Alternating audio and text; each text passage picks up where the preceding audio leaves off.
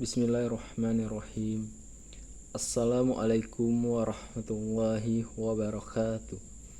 Alhamdulillahi hamdan katsiran tayyiban mubarakan fi.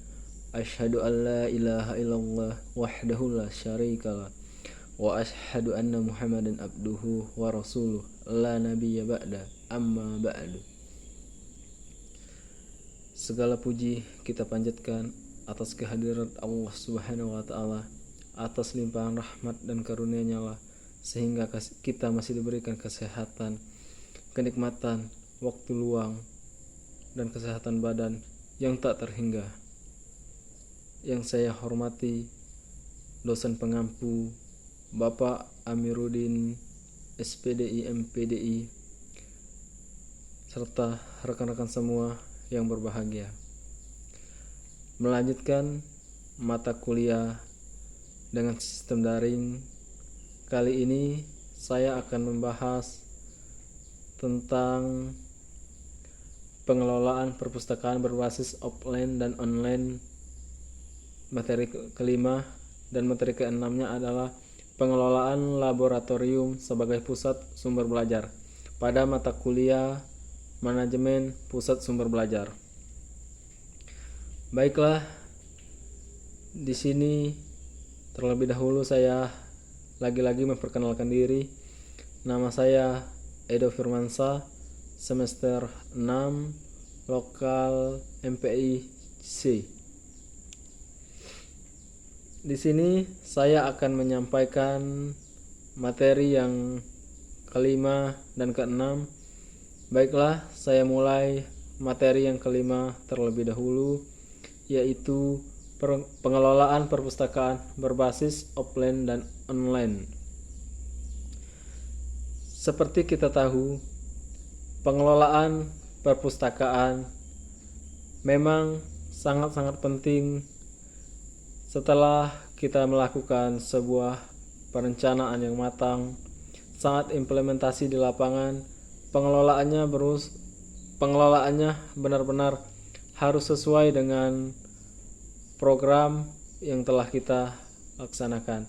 Di sini pengelolaannya berbasis offline dan online.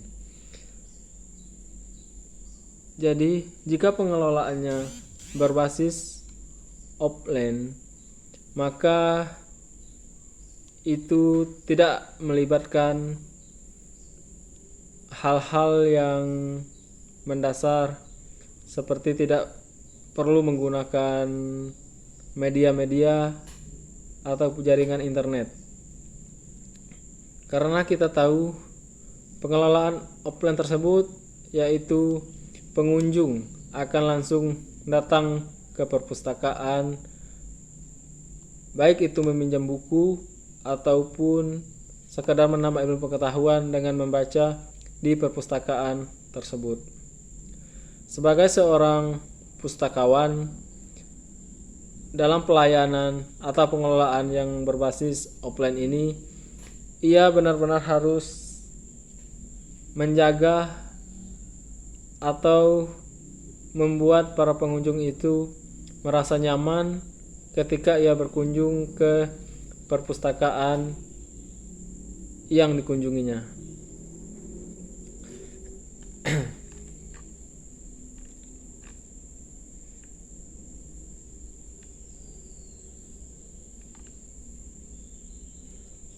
Dalam layanan, perpustakaan harus selalu mengembangkan kualitas-kualitas yang dimiliki sesuai dengan perkembangan zaman.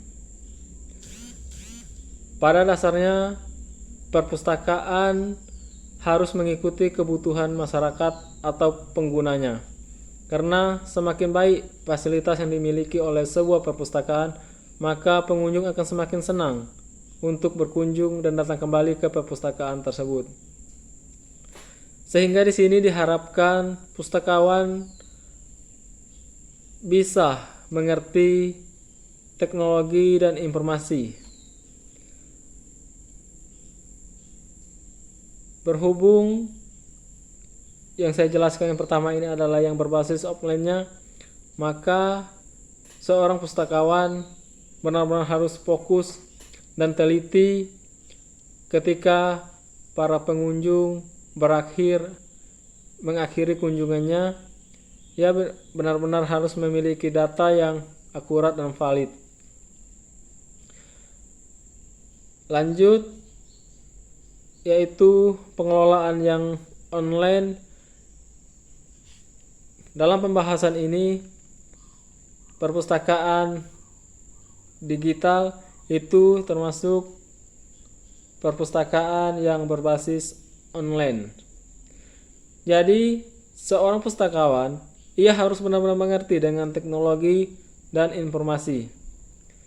Perpustakaan digital ini merupakan suatu koleksi informasi yang dikelola, di mana informasi disimpan dalam format digital dan dapat diakses melalui jaringan yang krusial.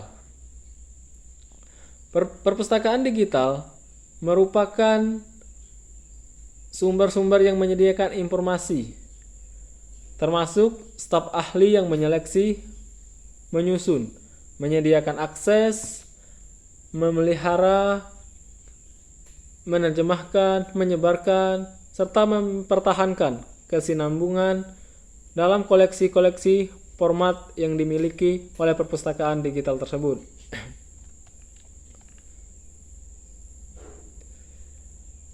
Sarana yang harus dimiliki ketika kita memiliki perpustakaan digital: penting media-media pendukung atau perangkat seperti komputer, jaringan internet yang memadai, software,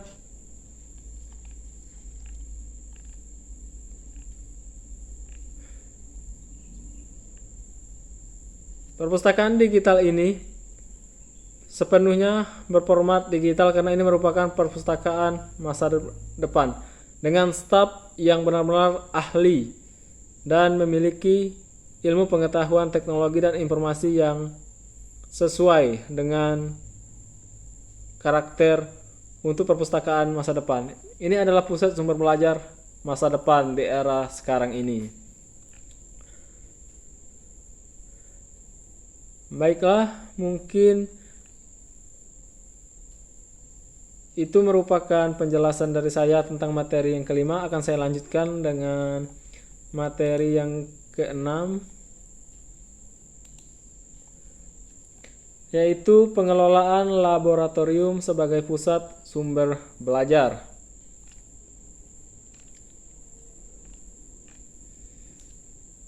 Seperti kita tahu, pusat sumber belajar dilakukan dengan, sekali lagi saya ulangi, membuat perencanaan. Jika di sini pengelolaan laboratorium, berarti pusat sumber belajarnya dilakukan dengan membuat jadwal penggunaan lab IPA agar tidak terjadi penggunaan yang bersamaan dengan pelajaran yang lain. Dalam pengorganisasian pengelolaan laboratorium sebagai pusat sumber belajar, itu dimulai dari kepala sekolah, wakil kurikulum, wakil sarana dan prasarana. Pengelolaan laboratorium IPA itu termasuk kepala labor, guru mata pelajaran, tim fisika, kimia, dan biologi. Mungkin jika di sekolah seperti SMP itu ada kepala perpustakaan dan guru IPA yang mengelolanya. Tetap diawasi oleh kepala sekolah, wakil kurikulum. Nah, saat pelaksanaan pengelolaan laboratorium itu dilakukan dengan praktik untuk menguji teori yang telah dipelajari. Itu biasanya akan dibebankan kepada siswa dengan melakukan demo di lab dengan prosedur yang telah ditentukan. Dengan demikian, dalam pelaksanaan yang telah dilakukan demo, pelajarannya telah dilakukan atau bahasanya praktek, maka harus ada evaluasi. Evaluasi biasanya dilaksanakan setiap selesai praktik. dengan melihat langsung dari hasil laporan praktik dan juga melihat ketika berlangsungnya proses praktik tersebut. Jadi, seorang kepala lab dan guru IPA yang akan memberikan demo kepada peserta didiknya, ia benar-benar harus menguasai teori materi dan dia harus menguasai sarana dan prasarana yang ada agar pelaksanaan di lapangan sesuai dengan perencanaan yang matang untuk mencapai tujuan dari hasil pembelajaran yang mendukung pusat sumber belajar. Jadi pusat sumber belajar itu mendukung kegiatan yang dilakukan oleh tenaga pendidik dan peserta didik untuk mencapai tujuan yang telah direncanakan. Seperti itu.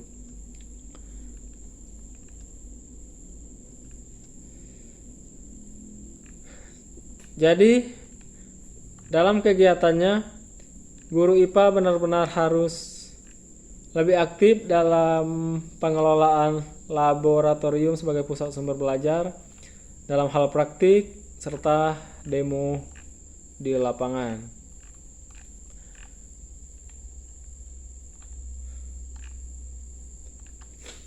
Mungkin materi kelima dan materi keenam cukup saya sampaikan.